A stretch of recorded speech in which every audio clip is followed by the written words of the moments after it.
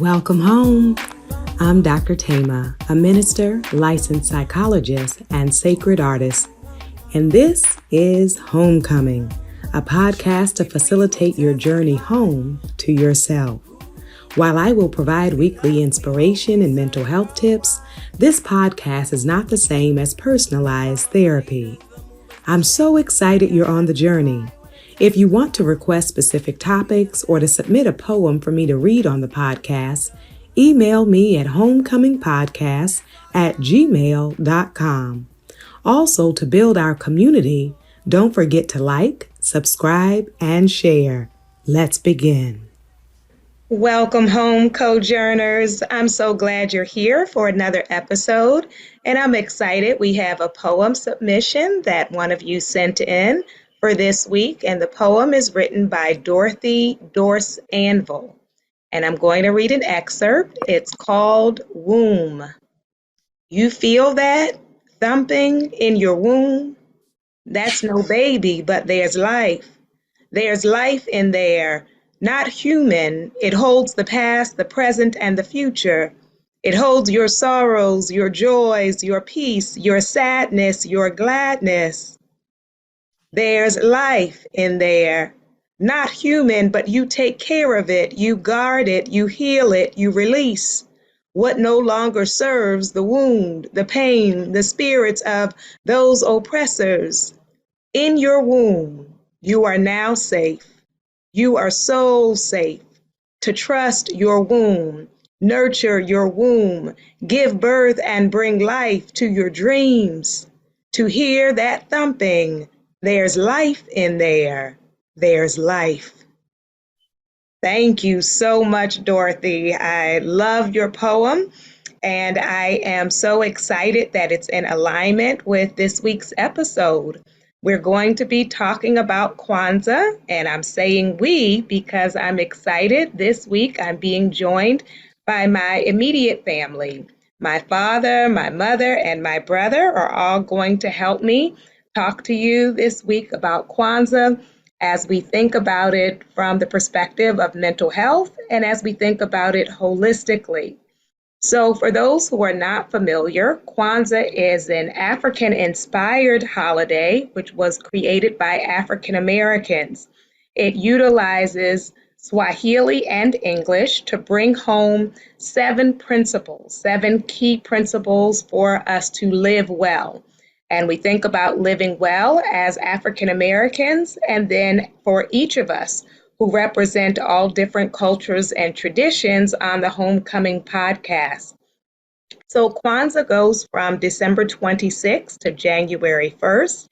And often when people see each other who celebrate Kwanzaa, they will greet each other by saying Habari Gani. And Habari Gani means what's the news or what's up, what's going on. And the person will respond with the principle of the day. There are 7 principles and 7 days. When we are celebrating Kwanzaa, we utilize poetry, music, dance.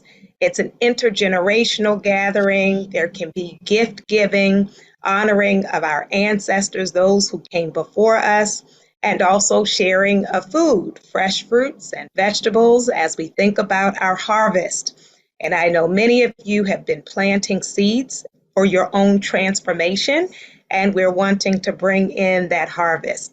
So I'm going to talk to you about the first 2 principles, and then I will turn it over to my family.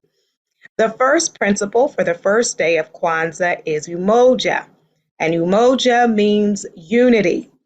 I want you to think about the experiences of African Americans and know that when we were engaging in protest march, often a rallying cry that you would hear people say is, "The people united will never be defeated. The people united will never be defeated." And we recognize how powerful unity is. There is an African principle, Ubuntu, which means our collective or shared humanity. So you will often hear people use the African proverb, "I am because we are," recognizing that we are interrelated. So one of the things that African Americans experienced during enslavement was the intentional division that was brought in within our communities by those who were owners of enslaved peoples. And they would intentionally try to divide African Americans because they know if you're divided, you have less power. That when you organize and when you gather together, you're powerful. So they would have African Americans divide by color of skin, treating lighter skin different than darker skin. They would separate them according to roles. So there were those who worked in the fields and those who worked in the house. When they were selling my ancestors on auction blocks, they would separate them by language because they didn't want you together with people who could communicate with you. They would make it illegal for us to organize and gather together unless they were there to supervise and to have surveillance and to control it. I know, along with African Americans listening to Homecoming, that we have people here from all different cultural backgrounds, and many of us are trauma survivors. And one of the things trauma survivors determine very quickly is that abusive people like to keep you isolated.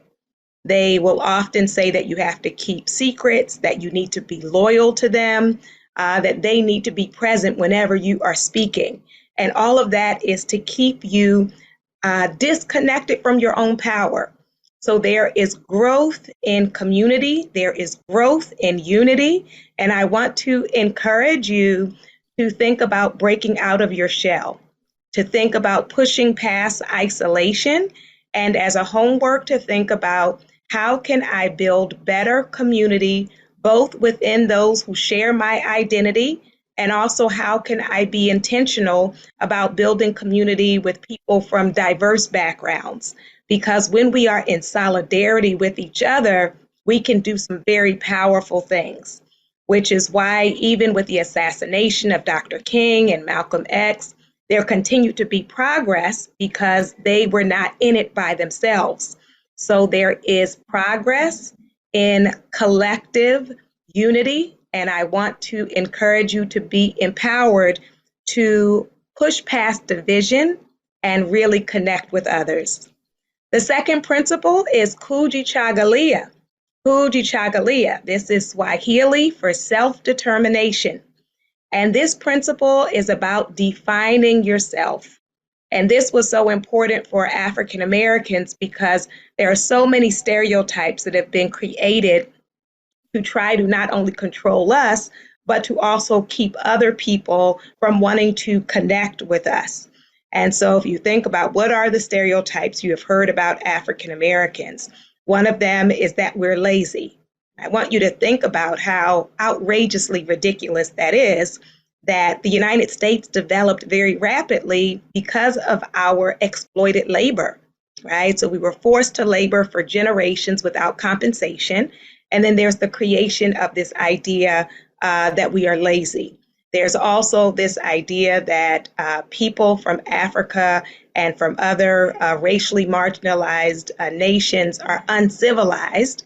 And even as they say that, they would take all of our art and technology and fill their museums with it. So you want to consider the fact that stereotypes are really used to try to take people's power and to control the narrative. So we have to, not only African Americans, but everyone who is listening on today, I want you to think about what are the stereotypes you have heard about people of your own identity. So for women who are listening, you know, if you heard that we can't do math or we can't do science or we don't make good decisions, there are those who benefit from those lies. There are those who benefit from those stereotypes. And so within the United States, there was a time when Black men were protesting and they would always carry signs that said, "I am a man." Now, this was significant because during that time, white people would generally refer to Black men as boys. And so to carry a sign saying, "I am a man," is that I'm going to define myself. I am not defined by what you call me.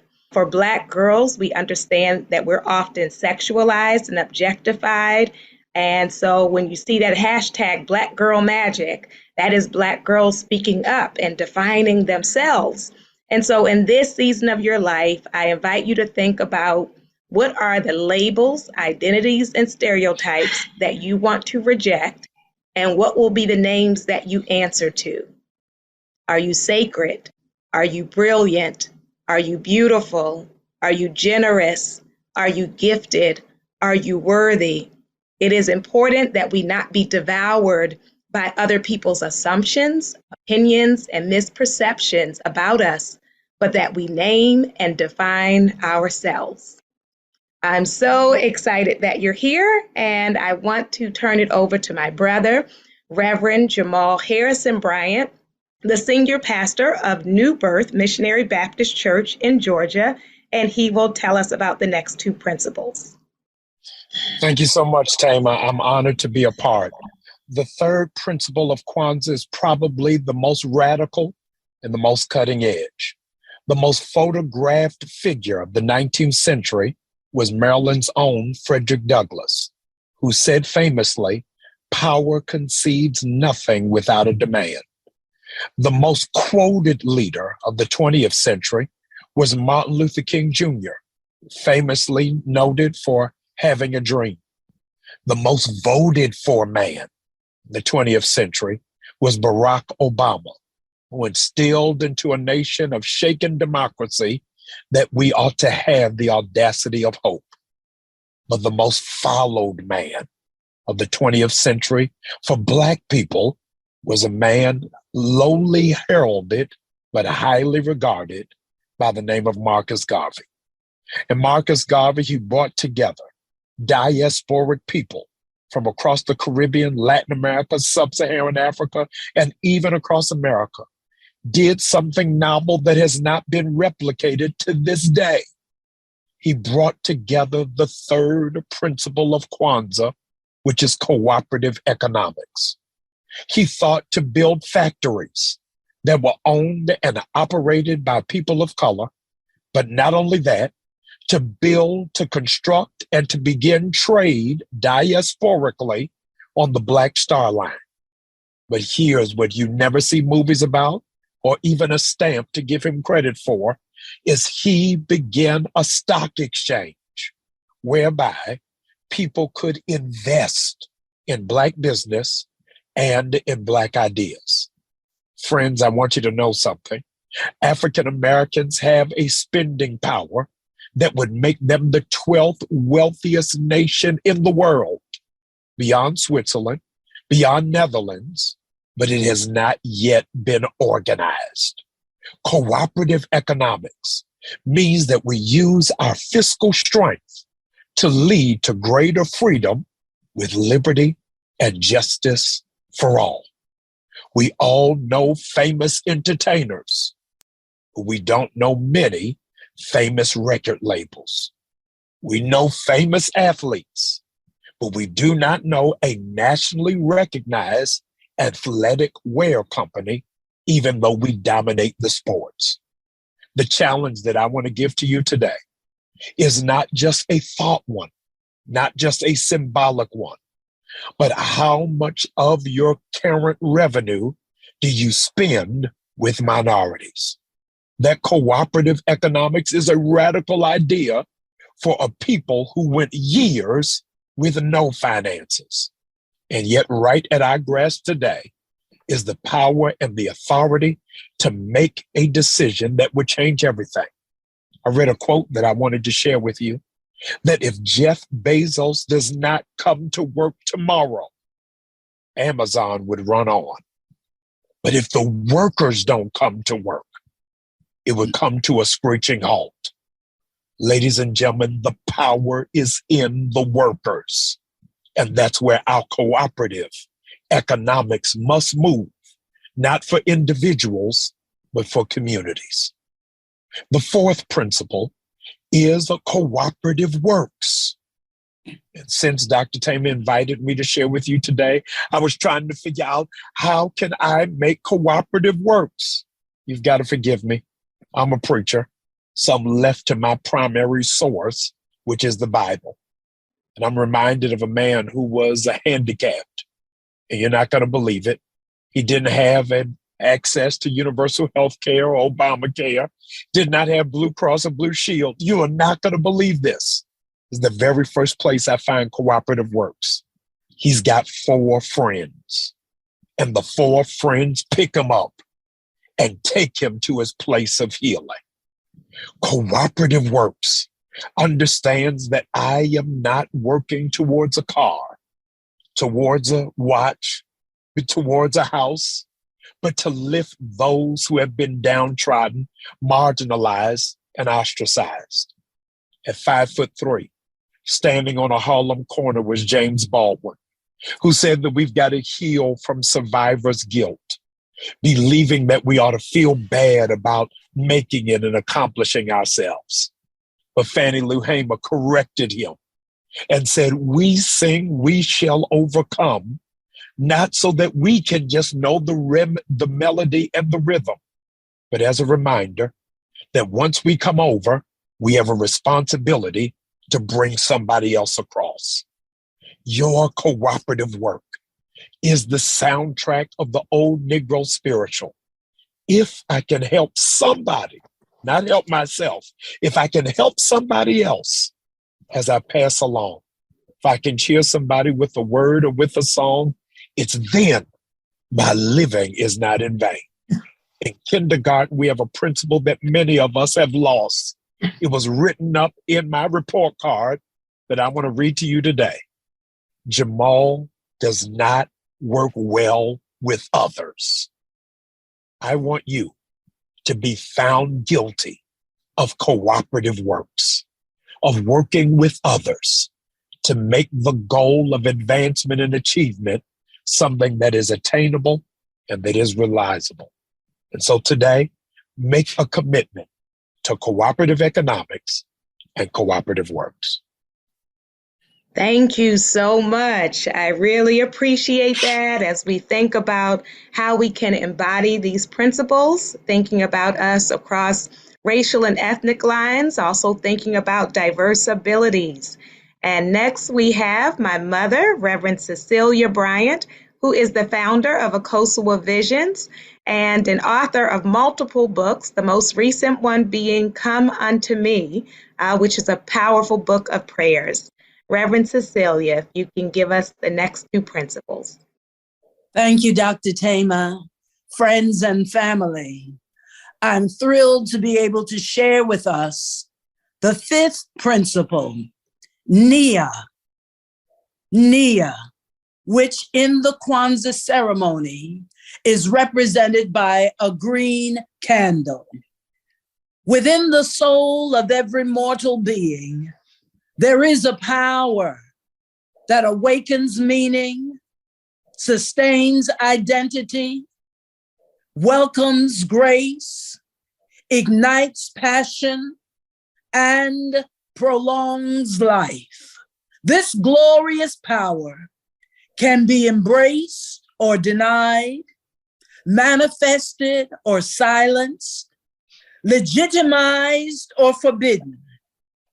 It is the power of purpose, Nia. Purpose aligns us with the beauty of the universe. Purpose dignifies our humanity. Purpose creates legacy and proclaims destiny. Purpose is the gateway to an authentic life. What is my purpose, you would ask?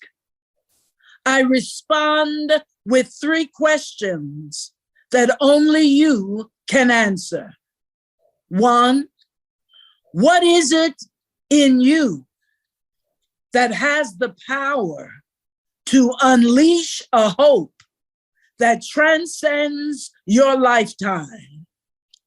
2, what is it in you that can usher in the healing of the universe? 3, what is it in you that can bring the beauty of redemption to the soul of humanity?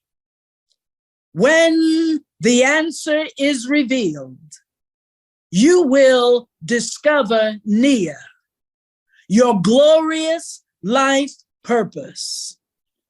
The power of purpose is even exposed by its absence.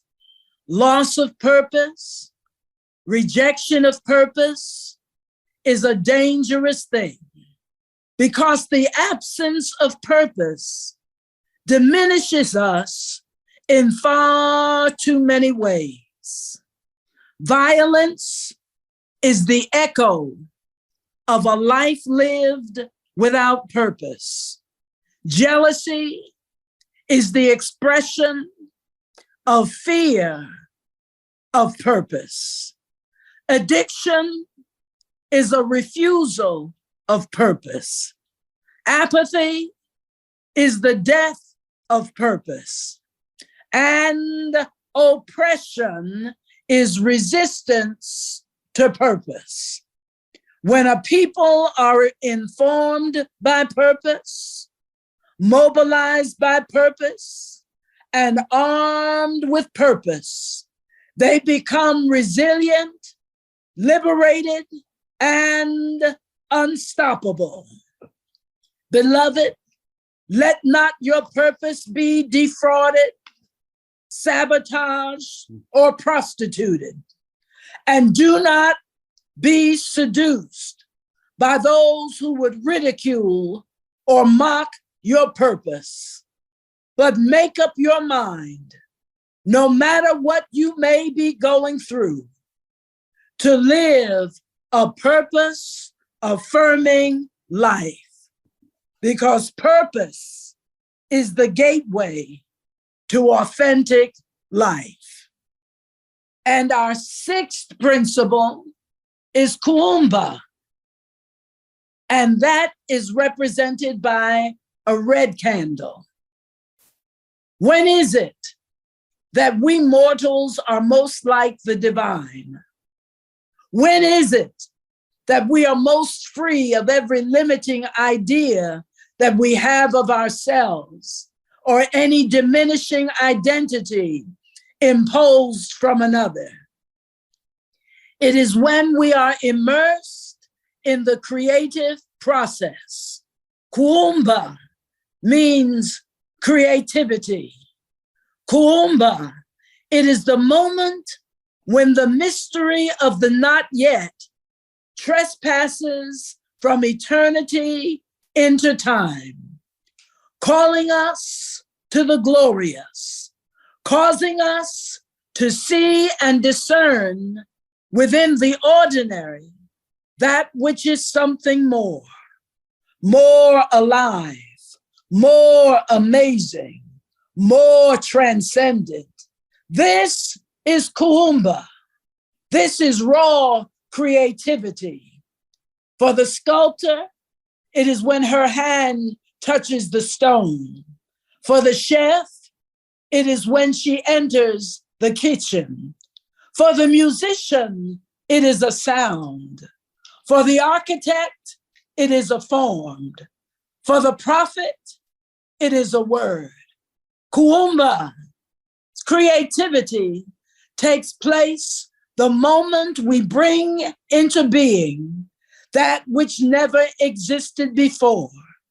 It may be natural or spiritual, tangible or intangible, visible or invisible. The essence of kuumba, the essence of creativity, is the capacity to sustain resilience, transform the human condition, invoke the sacred, expose genius, marginalize opposition, or make manifest the very glory of God.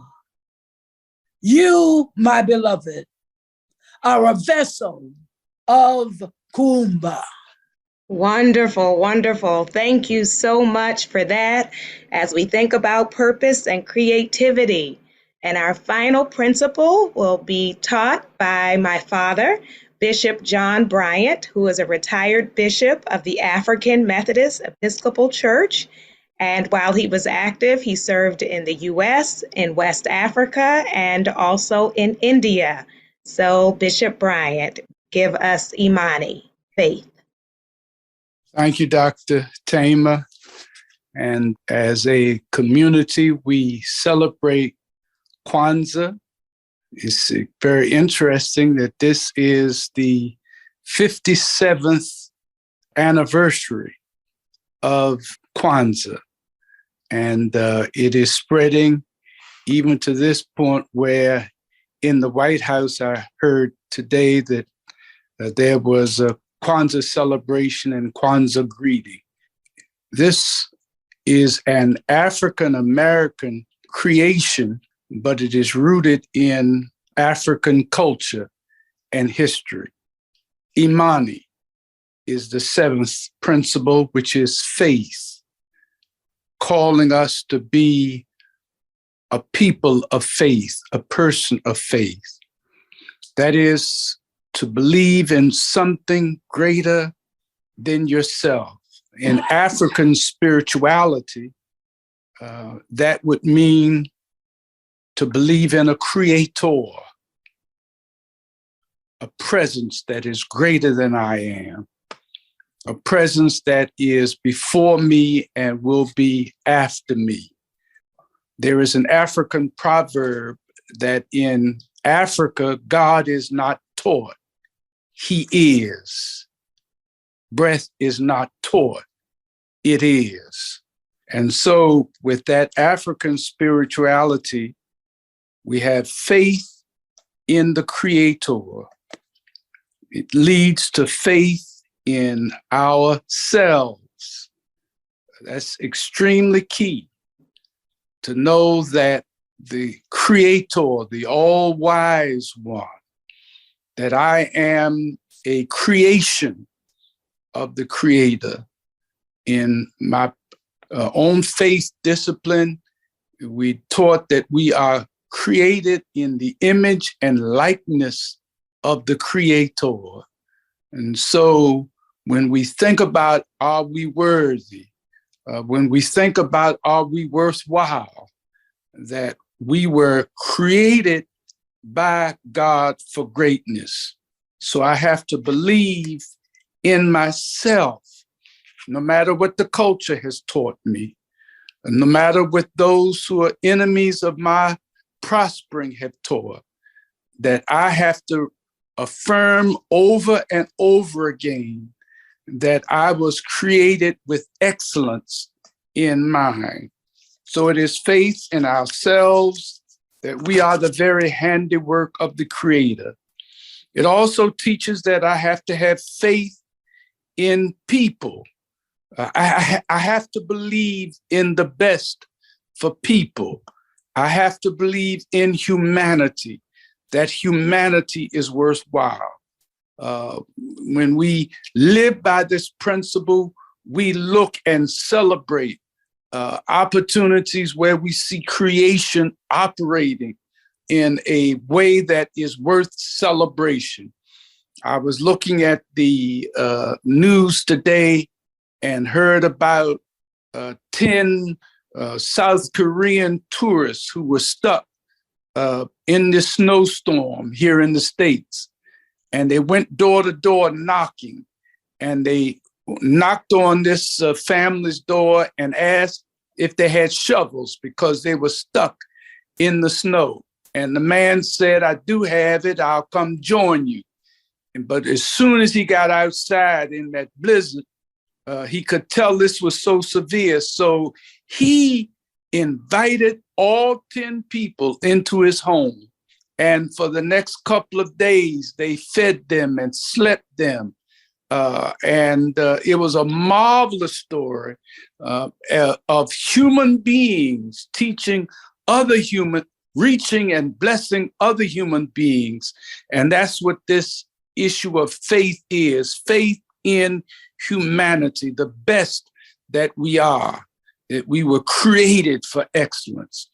Franz Fanon, the diasporic African Caribbean psychiatrist and philosopher, said, we must invest, innovate, reach inside ourselves, and dare set afoot a new man and a new woman. Amen. And this Kwanzaa teaches us that in this season, we must look for the best in each other. We must invest in each other. We must be innovative and make up in our minds that we will achieve as men and women, as brothers and sisters. This Imani principle is the last principle. It's on the 7th day, and it's on the first day of the new year. Amen. And so we go into this new year with a faith. This faith, we go forth boldly into the new year, believing that greater things are in store for us, not foreboding, not timid, not doubting, but we go into this new year believing that greater is on the horizon. Greater is waiting for us. Greater is what we will achieve. The faith that we have, we shall achieve greater things for our Creator. Amen. The Creator who sits above us is more powerful than we are. And he's looking at his creation. And we want our creation to make the Creator proud.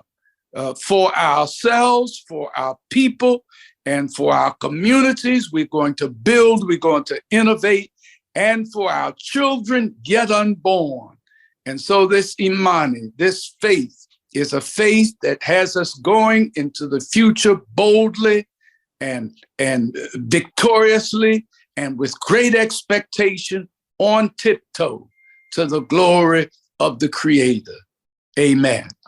Amen and Ashe, thank you so much. It has been my honor to share my family with you all, to share my culture with you, and you all, the Sojourners, my homecoming community. I hope these principles will serve you well and also be a reminder for you to research your own cultural traditions and learn from those who came before you. I invite your soul to tell your heart, mind, body, and spirit, welcome home.